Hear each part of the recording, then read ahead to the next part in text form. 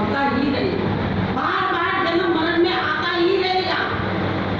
और 500 विषय कितने जबरदस्त, एक विषय के कारण जान को गंवाना पड़ता है। देखो कैसे किसको कि दिवला पतंगा रामा प्रीते बंदाणी ने गाया तो मोम्यो जिगरा संगड़ा दी छूटे जानी सुनता पण लागी ने सुनता तो लागी जानी भ्रमणा तो भाग्यो जानी सुनता तो लागी ने।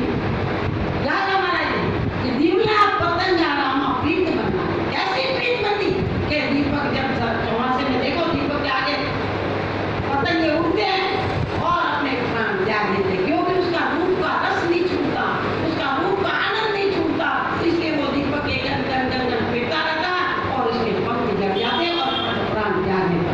एक ही विषय इसका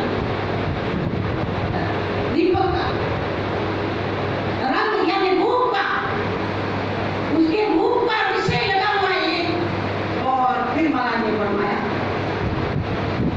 दूसरा विषय कि जस जल की तो मचिया